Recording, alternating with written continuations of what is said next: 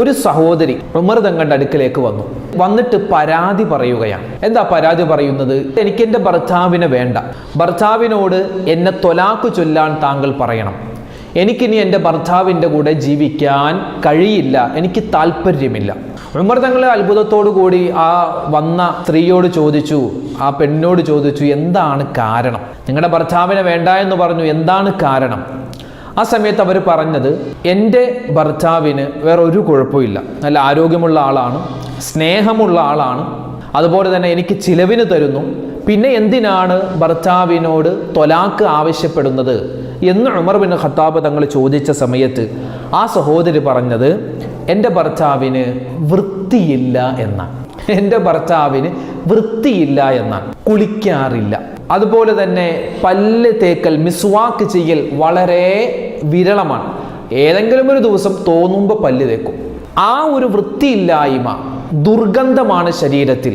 അതുകൊണ്ട് ഇനി എൻ്റെ ഭർത്താവിൻ്റെ കൂടെ എനിക്കിനി മുന്നോട്ട് പോകാൻ കഴിയില്ല, അതുകൊണ്ട് എനിക്ക് അദ്ദേഹത്തിൽ നിന്നും തൊലാക്ക് വാങ്ങിത്തരണമെന്ന് ഉമർ ബിൻ ഖത്താബ് റളിയല്ലാഹു തആല അൻഹുവിൻ്റെ അടുക്കൽ വന്ന് ഒരു സഹോദരി, ഒരു പെണ്ണ് പരാതി പറയുകയാണ്. അപ്പോൾ ഉമർ തങ്ങൾ ചോദിച്ചു, നിങ്ങൾ ആ ഭർത്താവിനോട്, നമ്മുടെ എല്ലാവരുടെയും കുടുംബജീവിതം അള്ളാഹു റാഹത്തിലും സന്തോഷത്തിലുമാക്കി തരട്ടെ, ആമീൻ. 7 കാര്യം പറഞ്ഞു തരാം. ഈ 7 കാര്യം ഓരോ ഭാര്യയും ഓരോ ഭർത്താവും ശ്രദ്ധിച്ചു കഴിഞ്ഞാൽ നമ്മുടെ കുടുംബജീവിതത്തിൽ ഒരു തരത്തിലുള്ള പിണക്കവും ഉണ്ടാവില്ല, ഇണക്കം മാത്രമേ ഉണ്ടാകൂ. കുടുംബജീവിതം മരണം വരെ ഭാര്യ ഭർത്താക്കന്മാർക്കിടയിൽ ഒരു പ്രശ്നവുമില്ലാതെ മുന്നോട്ട് പോവാൻ 7 കാര്യങ്ങൾ ശ്രദ്ധിച്ചാൽ മതി. ഇൻഷാ അല്ലാഹ് വിശദമായി ഇന്നത്തെ ക്ലാസ് നമുക്ക് ആ 7 കാര്യങ്ങൾ ഏതൊക്കെയാണ് പഠിക്കാം. അതോടൊപ്പം തന്നെ കുടുംബജീവിതത്തിൽ എല്ലാവിധ ഖൈറും സമാധാനവും റാഹത്തും ഇസ്സത്തും കിട്ടാനും, അതുപോലെ വിവാഹ പ്രായമെത്തിയ ആളുകൾക്ക് വിവാഹം ശരിയാകുന്നില്ല, ഉസ്താദ് ദുആ രക്കണേ, അങ്ങനെ വിഷമിക്കുന്നവരെ, അതുപോലെ വിവാഹം കഴിഞ്ഞിട്ട് മക്കളില്ലാതെ വിഷമിക്കുന്നവരെ, അതുപോലെ വിവാഹം കഴിഞ്ഞിട്ട് മക്കൾ ഉണ്ടായി ഉള്ള മക്കളെ കൊണ്ട് ഇടങ്ങേറാണ് ഉസ്താദ്, മക്കളുടെ സ്വഭാവം നന്നാവാൻ, ഭാര്യയുടെ സ്വഭാവം നന്നാവാൻ, ഭർത്താവിൻ്റെ സ്വഭാവം നന്നാവാൻ ദുആ രക്കണേ എന്നൊക്കെ നിരവധി പേര് പറയാറുണ്ട്. എല്ലാവരുടെയും സ്വഭാവം നന്നായി കുടുംബജീവിതം റാഹത്തിലാവാൻ ഇന്നു മുതൽ സുജൂദിൽ കിടന്ന് ഈ ഒരു ചെറിയ ദുആ പറഞ്ഞു നോക്ക്. ഇൻഷാ അല്ലാഹ് കുടുംബത്തിൽ അത്ഭുതങ്ങൾ കാണാം, എല്ലാവിധ ഖൈറും ഉണ്ടാകും, റാഹത്തും ഉണ്ടാകും ഇൻഷാ അല്ലാഹ്. വിശദമായി ഇന്നത്തെ ക്ലാസ്സിൽ കുടുംബജീവിതം വിജയിക്കാൻ 7 ടിപ്സുകൾ നമുക്കൊന്ന് പരീക്ഷിക്കാം. അള്ളാഹു നമ്മുടെ കുടുംബജീവിതം റാഹത്തിലും സന്തോഷത്തിലുമാക്കട്ടെ, ആമീൻ. അസ്സലാമു അലൈക്കും വറഹ്മത്തുള്ളാഹി വബറകാതുഹു. ബിസ്മില്ലാഹിർ റഹ്മാനിർ റഹീം. അൽഹംദുലില്ലാഹി റബ്ബിൽ ആലമീൻ വസ്സലാത്തു വസ്സലാമു അലാ അഷ്റഫിൽ മുർസലീൻ വഅലാ ആലിഹി വസ്വഹ്ബിഹി അജ്മഈൻ, അമ്മാ ബഅദ്. സ്നേഹ ബഹുമാനം നിറഞ്ഞ സത്യവിശ്വാസികളെ, ഉമ്മമാരെ, എൻ്റെ ശബ്ദം കേൾക്കുന്ന സഹോദരിമാരെ, സഹോദരങ്ങളെ, കരുണാവാരിധിയായ പടച്ച റബ്ബ് നമുക്കെല്ലാവർക്കും, പ്രത്യേകിച്ച് നമ്മുടെ വീഡിയോകൾ കാണുന്നവർ, നമ്മളോട് ദുആ കൊണ്ട് വസിയ്യത്ത് ചെയ്യുന്നവർ, ആരൊക്കെ നമ്മളെ ഇഷ്ടപ്പെടുന്നോ, നാം ആരെയൊക്കെ ഇഷ്ടപ്പെടുന്നോ, എല്ലാവർക്കും അല്ലാഹു തആല എല്ലാവിധത്തിലുള്ള ഖൈറും സലാമത്തും ബറക്കത്തും ഇസ്സത്തും റാഹത്തും നൽകി അനുഗ്രഹിക്കുമാറാവട്ടെ, ആമീൻ യാ റബ്ബൽ ആലമീൻ. നമ്മുടെ എല്ലാവരുടെയും കുടുംബജീവിതത്തിൽ അല്ലാഹു തആല എല്ലാവിധ ഖൈറും എല്ലാവിധത്തിലുള്ള സന്തോഷങ്ങളും നൽകുമാറാവട്ടെ. അതുപോലെ വിവാഹ പ്രായമെത്തിയിട്ട് വിവാഹം ശരിയാവാതെ വിഷമിക്കുന്ന ഒരുപാട് ആളുകളുണ്ട്. അതുപോലെ തന്നെ കല്യാണം കഴിഞ്ഞിട്ട് മക്കളില്ലാതെ വിഷമിക്കുന്നവർ, കല്യാണം കഴിഞ്ഞ് വലിയ കുടുംബത്ത് വലിയ പ്രശ്നങ്ങളുള്ള ഒരുപാട് ദമ്പതിമാരുണ്ട്. അള്ളാഹു എല്ലാവരുടെയും കുടുംബജീവിതത്തിൽ എല്ലാവിധ ബറക്കത്തും സലാമത്തും റാഹത്തും ഇഷ്ടവും കൊടുത്ത് അനുഗ്രഹിക്കട്ടെ, ആമീൻ യാ റബ്ബൽ ആലമീൻ. മഹാനായ ഉമർ ഇബ്നുൽ ഖത്താബ് റളിയല്ലാഹു തആല അൻഹു, മഹാനവറുകൾ മദീന ഭരിക്കുന്ന കാലത്ത് ഒരു സ്വഹാബി വനിത, ഒരു സഹോദരി ഉമർ തങ്ങളുടെ അടുക്കലേക്ക് വന്നിട്ട് പരാതി പറയുകയാണ്. എന്താ പരാതി പറയുന്നത്? എനിക്ക് എൻ്റെ ഭർത്താവിൽ നിന്നും ഒഴിവ് വേണം, അതായത് എനിക്ക് എൻ്റെ ഭർത്താവിനെ വേണ്ട, ഭർത്താവിനോട് എന്നെ തൊലാക്ക് ചൊല്ലാൻ താങ്കൾ പറയണം, എനിക്കിനി എൻ്റെ ഭർത്താവിൻ്റെ കൂടെ ജീവിക്കാൻ കഴിയില്ല, എനിക്ക് താല്പര്യമില്ല. ഉമർ തങ്ങൾ അത്ഭുതത്തോടു കൂടി ആ വന്ന സ്ത്രീയോട് ചോദിച്ചു, ആ പെണ്ണിനോട് ചോദിച്ചു, എന്താണ് കാരണം? നിങ്ങളുടെ ഭർത്താവിനെ വേണ്ട എന്ന് പറഞ്ഞു, എന്താണ് കാരണം? ആ സമയത്ത് അവർ പറഞ്ഞത്, എൻ്റെ ഭർത്താവിന് വേറെ ഒരു കുഴപ്പമില്ല, നല്ല ആരോഗ്യമുള്ള ആളാണ്, സ്നേഹമുള്ള ആളാണ്, അതുപോലെ തന്നെ എനിക്ക് ചിലവിന് തരുന്നു, പിന്നെ എന്തിനാണ് ഭർത്താവിനോട് തൊലാക്ക് ആവശ്യപ്പെടുന്നത് എന്ന് ഉമർ ബിൻ ഖത്താബ് തങ്ങൾ ചോദിച്ച സമയത്ത് ആ സഹോദരി പറഞ്ഞത്, എൻ്റെ ഭർത്താവിന് വൃത്തിയില്ല എന്നാണ്. എൻ്റെ ഭർത്താവിന് വൃത്തിയില്ല എന്നാണ്, കുളിക്കാറില്ല. അതുപോലെ തന്നെ പല്ല് തേക്കൽ, മിസ്വാക്ക് ചെയ്യൽ വളരെ വിരളമാണ്. ഏതെങ്കിലും ഒരു ദിവസം തോന്നുമ്പോൾ പല്ല് തേക്കും. ആ ഒരു വൃത്തിയില്ലായ്മ, ദുർഗന്ധമാണ് ശരീരത്തിൽ. അതുകൊണ്ട് ഇനി എൻ്റെ ഭർത്താവിൻ്റെ കൂടെ എനിക്കിനി മുന്നോട്ട് പോകാൻ കഴിയില്ല. അതുകൊണ്ട് എനിക്ക് അദ്ദേഹത്തിൽ നിന്നും ത്വലാഖ് വാങ്ങിത്തരണമെന്ന് ഉമർ ഇബ്നുൽ ഖത്താബ് റളിയല്ലാഹു തആല അൻഹുവിൻ്റെ അടുക്കൽ വന്ന് ഒരു സഹോദരി, ഒരു പെണ്ണ് പരാതി പറയുകയാണ്. അപ്പോൾ ഉമർ തങ്ങൾ ചോദിച്ചു, നിങ്ങൾ ആ ഭർത്താവിനോട് കാര്യങ്ങൾ പറഞ്ഞില്ലേ? നിങ്ങൾക്കിത് ഇഷ്ടമാകുന്നില്ല, ആരെങ്കിലും കുളിച്ചിട്ട് വാന്നൊക്കെ പറഞ്ഞില്ലേ? ഞാൻ ഒരുപാട് പറഞ്ഞു. ഞാൻ പറയും തോറും ദേഷ്യം വരികയാണ് എന്നോട്. അതുകൊണ്ട് ഇനി ഞാൻ പറയുന്നില്ല, എനിക്കിനി വേണ്ട, ഭർത്താവിനെ വേണ്ട എന്ന് ആ സഹോദരി പറഞ്ഞു. ആ സമയത്ത് ഉമർ ഇബ്നുൽ ഖത്താബ് തങ്ങളെ തൻ്റെ കൂടെയുള്ള 2 സ്വഹാബിമാരെ അയച്ചു. എന്നിട്ട് ഈ പെണ്ണിൻ്റെ ഭർത്താവിനെ വിളിച്ചുകൊണ്ടുവരാൻ പറഞ്ഞു. നോക്കുമ്പോൾ ഒരു മനുഷ്യൻ വരുന്നു. മുടിയൊക്കെ ഇങ്ങനെ ജട പിടിച്ചിട്ട്, ശരീരം ഇങ്ങനെ കരിവാളിച്ചിരിക്കുന്നു. കരിവാളിച്ചെന്ന് പറഞ്ഞാൽ കുളിക്കാതെ ശരീരത്തിലും വസ്ത്രത്തിലും അഴുക്കുകൾ ഇങ്ങനെ ഇരിക്കുകയാണ്. വന്നപ്പോൾ തന്നെ ഭയങ്കര ഒരു ദുർഗന്ധം. കാരണം മൂപ്പർക്ക് അങ്ങനെ കുളിക്കാൻ തോന്നുന്നില്ല, വൃത്തിയായി നടക്കാൻ ആ മനുഷ്യന് തോന്നുന്നില്ല. ഉമർ ഇബ്നുൽ ഖത്താബ് തങ്ങൾ ആ വന്ന മനുഷ്യനെ ഒരു സ്ഥലത്തേക്ക് കൊണ്ടുപോയി അയാളുടെ മുടി മുഴുവനും മുറിച്ചു, അയാളുടെ വസ്ത്രങ്ങൾ മാറ്റി, അയാളെ നല്ലതുപോലെ കുളിപ്പിച്ചെന്ന് പറഞ്ഞാൽ 2-3 ഒരുപാട് സ്വഹാബിമാർ ചേർന്നിട്ടാണ് അയാളെ കുളിപ്പിക്കുന്നത്. അതുപോലെ തന്നെ ശരീരമൊക്കെ ഉരച്ച് കഴുകി, നല്ല വൃത്തിയുള്ള വസ്ത്രം അദ്ദേഹത്തിന് ധരിക്കാൻ കൊടുത്തു, താടിയൊക്കെ ഒന്ന് ഒതുക്കി, മീശയൊക്കെ ഒതുക്കി. എന്നിട്ട് അദ്ദേഹത്തോട് വീട്ടിലേക്ക് ചെല്ലാൻ പറഞ്ഞു. വീട്ടിലേക്ക് ഈ മനുഷ്യൻ ചെന്നപ്പോൾ ഈ ഭാര്യ അത്ഭുതപ്പെട്ടു പോയി. അവർ ചോദിക്കുകയാണ്, നിങ്ങൾ ആരാണ് എൻ്റെ വീട്ടിൽ വന്നത്? എന്തിനാണ് എൻ്റെ വീട്ടിൽ വന്നത്? ആ സമയത്ത് ആ വന്ന മനുഷ്യൻ പറയുന്നു, ഞാൻ നിന്റെ ഭർത്താവാണ്, ഞാൻ നിന്റെ ഭർത്താവ്. കാരണം അയാൾ ആ മുടിയും താടിയൊക്കെ വെട്ടി ഒതുക്കി കുളിച്ച് നല്ല വസ്ത്രം ധരിച്ച സമയത്ത് ആള് തന്നെ മാറിപ്പോയി. ഉടൻ തന്നെ ആ സഹോദരി, ആ പെണ്ണ് ഭർത്താവിനെ കെട്ടിപ്പിടിച്ചു. 2 പേരും കൂടി വീണ്ടും ഉമർ തങ്ങളുടെ അടുക്കൽ വന്നിട്ട് പറഞ്ഞു, ഇനി എനിക്ക് എൻ്റെ ഭർത്താവിനെ തന്നെ മതി. ഞാനിത് പറയാനുള്ള കാരണം, ഒരുപാട് സഹോദരിമാരും ഒരുപാട് സഹോദരങ്ങളും, 2 പേരും, ഒരുപാട് ഭാര്യമാരും ഒരുപാട് ഭർത്താക്കന്മാരും പറയാതെ പറയുന്ന ഒരു പരാതിയാണ്, ഭർത്താവിന് വൃത്തിയില്ല, ഭാര്യയ്ക്ക് വൃത്തിയില്ല. കുടുംബജീവിതത്തിൽ, ദാമ്പത്യ ജീവിതത്തിൽ വളരെ പ്രധാനമുള്ള ഒരു കാര്യമാണ് വൃത്തി എന്നുള്ളത്, ശുദ്ധി എന്നുള്ളത്. കല്യാണത്തിന്റെ ഡേറ്റ് ഒക്കെ തീരുമാനിച്ചിട്ടുള്ള മക്കൾ നമുക്കുണ്ടാവാം, അല്ലെങ്കിൽ പേരക്കുട്ടികൾ ഉണ്ടാവാം. അവരോടൊക്കെ വാപ്പമാരും ഉമ്മമാരും നിർബന്ധമായും പറഞ്ഞു കൊടുക്കേണ്ട ഉപദേശങ്ങളിൽപ്പെട്ട പ്രധാനപ്പെട്ട ഒരു ഉപദേശമാണിത്. അതായത് നമ്മളൊക്കെ മനുഷ്യനാണ്, നമുക്കൊക്കെ വിയർപ്പുണ്ടാകും. ഓരോ ആളുകളുടെ വിയർപ്പിനും വ്യത്യസ്തമായ ഗന്ധമാണ്. അപ്പോൾ ഒരാളുടെ വിയർപ്പ് ഗന്ധം മറ്റൊരാൾക്ക് ഇഷ്ടപ്പെട്ടോളണം എന്നില്ല. ഭാര്യയുടെ ആ ഒരു വിയർപ്പ് ഗന്ധം അല്ലെങ്കിൽ ഭർത്താവിന്റെ വിയർപ്പിന്റെ മണം ഭാര്യയ്ക്ക് ഇഷ്ടപ്പെട്ടോളണമെന്നില്ല. അതിനാൽ നമ്മൾ എപ്പോഴും വൃത്തിയുള്ളവരായി, ശുദ്ധിയുള്ളവരായിട്ടേ നമ്മൾ കുടുംബത്തിൽ ഇടപഴകാൻ പാടുള്ളൂ. പറഞ്ഞല്ലോ, ഇന്നത്തെ കാലത്ത് എത്രയോ വിവാഹമോചനങ്ങൾ നടക്കും. ഏറ്റവും കൂടുതൽ വിവാഹമോചനം നടക്കുന്നത് മുസ്ലിം കുടുംബത്തിലാണ്. അപ്പൊ ആ വിവാഹമോചനം ഉണ്ടാവാനുള്ള പല കാരണങ്ങളിൽ ആരും തുറന്നു പറയാത്തൊരു കാരണമാണ് ഈ ഒരു അവസ്ഥ. ചിലപ്പോൾ കാണാൻ നല്ല ചന്തമുണ്ടാകും, പക്ഷെ വൃത്തി കുറവായിരിക്കും, മോശപ്പെട്ട വസ്ത്രമേ ധരിക്കൂ. അതുപോലെ തന്നെ വൃത്തി കുറവാണ്, കുളിക്കാറില്ല, പല്ല് നല്ലതുപോലെ തേക്കാറില്ല. എത്രയോ സഹോദരിമാരാണ് പരാതി പറയുന്നത്, ഭർത്താവിന്റെ വീടി വലി, സിഗരറ്റ് വലിക്കുന്നു, സിഗരറ്റ് വലിച്ച് വായക്ക് ആ സിഗരറ്റിന്റെ ഗന്ധമാണ്. എന്നിട്ടോ രാത്രി വന്ന് കട്ടിലിൽ കിടക്കുമ്പോൾ അടുത്ത് കിടക്കാനേ തോന്നൂല, അത്രമാത്രം ദുർഗന്ധമാണ്. എന്തിനേറെ ഈ പള്ളിയിലൊക്കെ നിസ്കരിക്കാൻ വരുന്ന സമയത്ത് ചില ആളുകൾ കടയിൽ നിന്നും പള്ളിയിലേക്ക് വരുന്ന സമയത്താണ് സിഗരറ്റ് വലിച്ചു കൊണ്ടുവരുന്നത്. വന്നിട്ട് പള്ളിയുടെ സൈഡിൽ ആ കുറ്റി അവിടെ വലിച്ചെറിഞ്ഞ് വെറുതെ വായ കഴുകിയിട്ട് വന്ന് നിസ്കരിക്കാൻ നിൽക്കുന്നു. അവർ വന്ന് നിസ്കരിക്കുമ്പോൾ ആ അടുത്തുള്ള ആളുകൾക്ക് ഭയങ്കര ഈ സിഗരറ്റിന്റെ ഗന്ധമാണ്. എന്തിനാണ് നമ്മളിങ്ങനെ മറ്റുള്ളവർ ഉപദ്രവിക്കുന്നത്? പ്രത്യേകിച്ച് നമ്മുടെ കുടുംബജീവിതത്തിൽ നമ്മുടെ ഭാര്യയുടെ സ്നേഹം മനഃപൂർവ്വം നമ്മൾ തന്നെ കുറക്കുകയാണ്. അതുകൊണ്ട് ഒരിക്കലും അതുണ്ടാവാൻ പാടില്ല. വൃത്തിയുള്ളവരായി മാറണം, ശുദ്ധിയുള്ളവരായി മാറണം. അതുപോലെ ഭാര്യമാരും ശ്രദ്ധിക്കണം.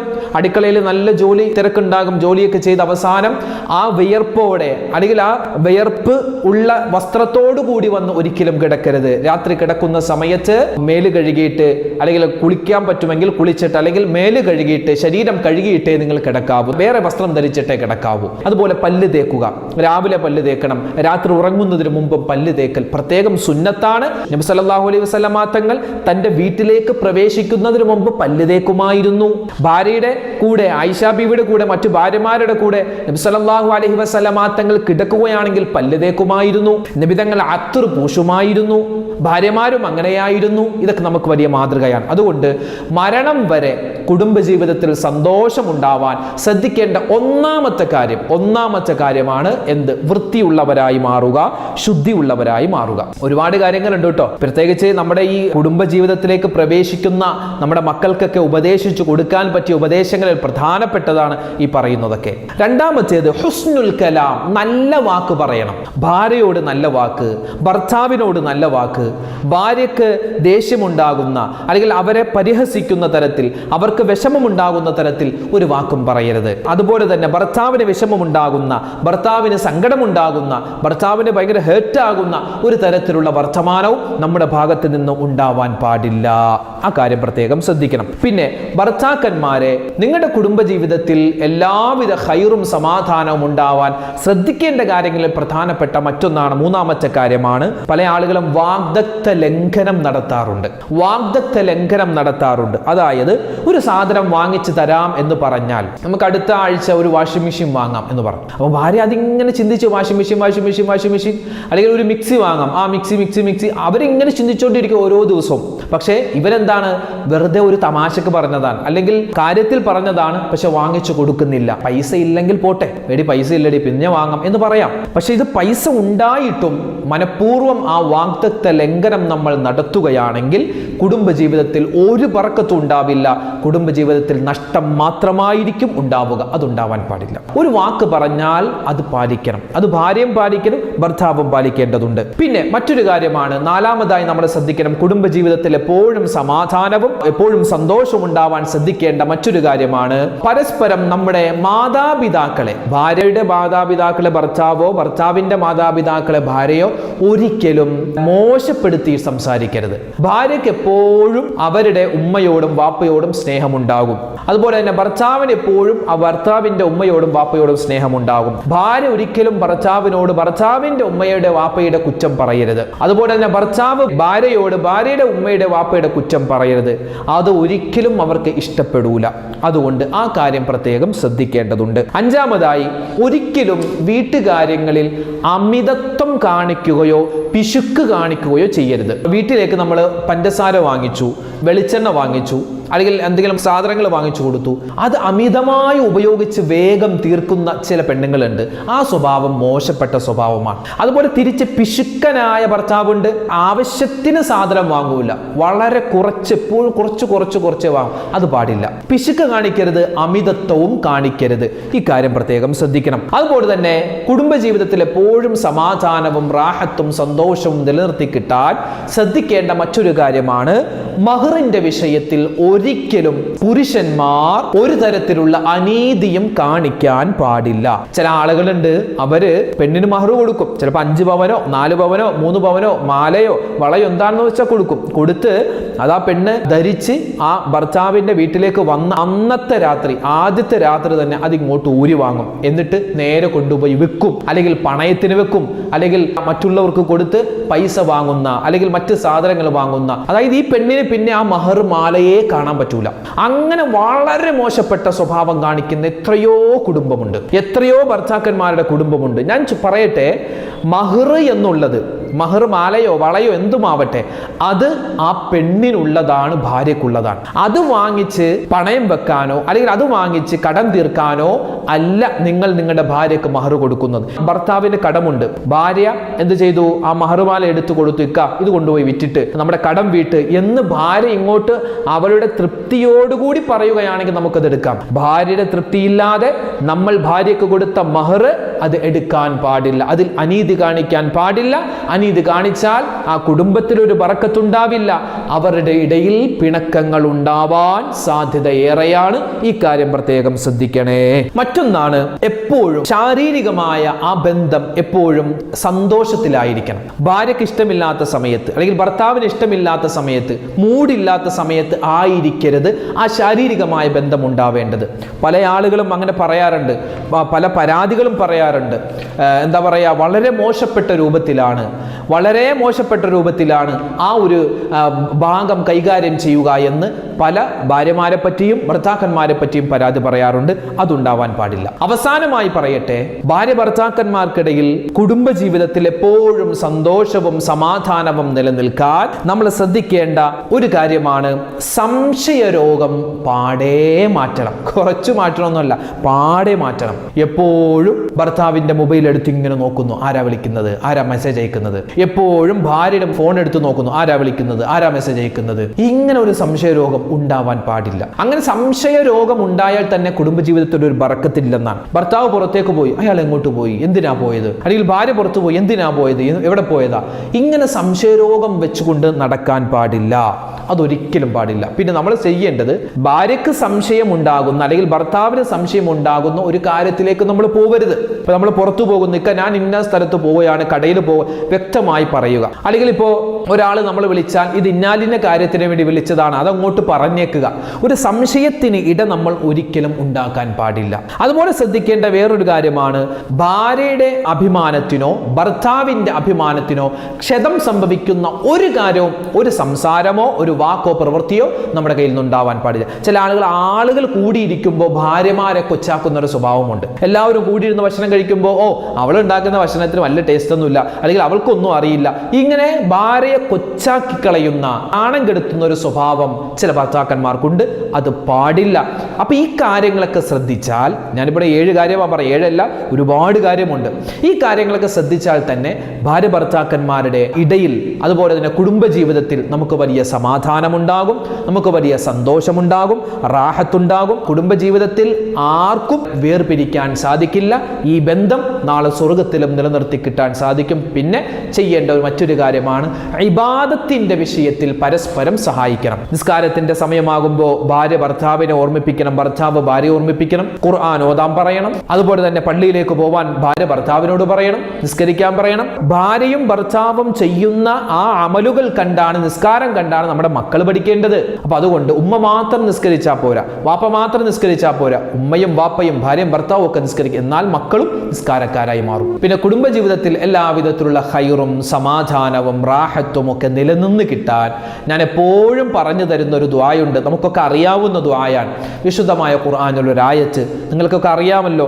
അറിയില്ലെങ്കിൽ ഈ ദുആ പഠിച്ചു വെക്കണം. പ്രത്യേകിച്ച് വിവാഹം ഉറപ്പിച്ചു വെച്ച ആളുകൾ ഈ ദുആ പറയണം. വിവാഹം കഴിഞ്ഞ ആളുകൾ ഈ ദുആ പറയണം. അതുപോലെ തന്നെ വിവാഹത്തിലേക്ക് പ്രവേശിക്കുന്ന ആളുകൾ ഉണ്ടെങ്കിൽ, കല്യാണം കഴിഞ്ഞിട്ട് മക്കളില്ലാതെ വിഷമിക്കുന്നവർ, കല്യാണം കഴിഞ്ഞ് മക്കളുണ്ടായി മക്കളെ കൊണ്ട് ഇടങ്ങേറായിട്ടുള്ള ചില ആളുകൾ, എല്ലാവർക്കും കുടുംബജീവിതവുമായി ബന്ധപ്പെട്ട എല്ലാ വിഷമ പ്രയാസങ്ങളും മാറി സന്തോഷവും സമാധാനവും ഉണ്ടാവാൻ ഈ ഒരു ദുആ നമ്മൾ ശ്രദ്ധിക്കണം. ഏതാണ് ദുആ? റബ്ബനാ ഹബ് ലനാ മിൻ അസ്വാജിനാ വദുർരിയാതിനാ ഖുർറത അഅ്യുനിൻ വജഅൽനാ ലിൽ മുത്തഖീന ഇമാമാ. റബ്ബനാ ഹബ് ലനാ മിൻ അസ്വാജിനാ വദുർരിയാതിനാ ഖുർറത അഅ്യുനിൻ വജഅൽനാ ലിൽ മുത്തഖീന ഇമാമാ. അല്ലാഹുവേ, എൻ്റെ ഭാര്യയിൽ, എൻ്റെ ഭർത്താവിൽ, എൻ്റെ മക്കളിൽ നീ കൺകുളിർമ തരണേ അല്ലാ. കണ്ണിന് കുളിർമ തരണേ അല്ലാ. അവരെ കാണുമ്പോൾ ഒരു സന്തോഷം, അവരെ ഓർക്കുമ്പോൾ ഒരു സന്തോഷം, അവരുടെ കൂടെ ജീവിച്ച് മതി തീരാത്ത ഒരവസ്ഥ അല്ലാഹുവേ തരണേ അല്ലാ. ഖൈറും ബറക്കത്തും കുടുംബജീവിതത്തിൽ കിട്ടാൻ ഈ ദുആ നമ്മൾ പതിവാക്കണം. എപ്പോഴും ദ്വാരക്കണം. എല്ലാ നമസ്കാരത്തിന് ശേഷം ഈ ദ്വാരക്കണം. റബ്ബനാ ഹബ് ലനാ മിൻ അസ്വാജിനാ വദുർരിയാതിനാ ഖുർറത അഅ്യുനിൻ വജഅൽനാ ലിൽ മുത്തഖീന ഇമാമാ. എല്ലാ നിസ്കാരത്തിലും സുജൂദിൽ കിടന്ന് ഈ ദുആ പറയണം. അപ്പോഴാണ് പെർഫെക്റ്റ് ആകുന്നത്. സുജൂദിൽ കിടന്നിട്ട് ഈ ദുആ നമ്മൾ പറഞ്ഞാൽ നമ്മുടെ കുടുംബജീവിതത്തിലെ എല്ലാ പ്രയാസവും മാറും, പിണക്കങ്ങൾ മാറും, ഇണക്കമുണ്ടാകും. ഭാര്യ ഭർത്താവിനോട് മിണ്ടൂല, ഭർത്താവ് ഭാര്യയോട് മിണ്ടൂല, മക്കളോട് മിണ്ടൂല. അങ്ങനെ അങ്ങോട്ടും ഇങ്ങോട്ടും ഒക്കെ ഒരുപാട് കുടുംബങ്ങളിൽ ഒരുപാട് പ്രശ്നങ്ങളാണ്, ഒരുപാട് പിണക്കങ്ങളാണ്. അതുപോലെ തന്നെ മനസ്സിലിങ്ങനെ വൈരാഗ്യം വെക്കുന്നു, പക വെക്കുന്നു, എല്ലാം മാറാൻ ഈ ദുആ ഒറ്റ ഒരെണ്ണം മതി. ഈ ദുആ പറയുക, പ്രത്യേകിച്ച് സുജൂദിൽ, ഓരോ നിസ്കാരത്തിലും സുജൂദിൽ കിടന്ന് ഈ ദുആ ഒരൊറ്റ പ്രാവശ്യം പറഞ്ഞു നോക്ക്. ഇനിയുള്ള എല്ലാ നിസ്കാരങ്ങളും എല്ലാവിധ ഖൈറും ഉണ്ടാകും. അല്ലാഹു സുബ്ഹാനഹു വ തആല നമ്മുടെ കുടുംബ ജീവിതത്തിൽ എല്ലാവിധ ബറക്കത്തും സലാമത്തും റാഹത്തും ഇസ്സത്തും നൽകി അനുഗ്രഹിക്കട്ടെ. ഒരുപാട് പേര് അൽഹംദുലില്ലാഹ് നമ്മുടെ വീഡിയോകൾ കാണുന്നു, അവരൊക്കെ ദുആ ചെയ്യാൻ പറയുന്നു. അല്ലാഹു എല്ലാവരുടെയും എല്ലാ വിഷമങ്ങളും മാറ്റിക്കൊടുക്കട്ടെ, എല്ലാ ഹലാലായ മുറാദും ഹാസിലാക്കട്ടെ, എല്ലാ രോഗങ്ങളും ശിഫയാക്കട്ടെ. നമ്മുടെയൊക്കെ എല്ലാ കാര്യത്തിലും അല്ലാഹു എല്ലാവിധ സമാധാനവും റാഹത്തും നൽകട്ടെ. ഇന്നത്തെ ക്ലാസ്സിലൊക്കെ ഉസ്താദെ പ്രത്യേകം നിങ്ങൾ ദ്വാരക്കണേ എന്ന് പറഞ്ഞ് ഒരുപാട് പേര് ദ്വാവസീയത്ത് പറഞ്ഞിട്ടുണ്ട്. ഇൻഷാ അല്ലാഹ് എല്ലാവർക്കും വേണ്ടിയൊക്കെ ദ്വാരക്കുന്നുണ്ട്. അല്ലാഹു എല്ലാവർക്കും ഖൈറും സമാധാനവും നൽകട്ടെ. ആമീൻ യാ റബ്ബൽ ആലമീൻ. അസ്സലാമു അലൈക്കും വറഹ്മത്തുള്ളാഹി വബറകാതുഹു.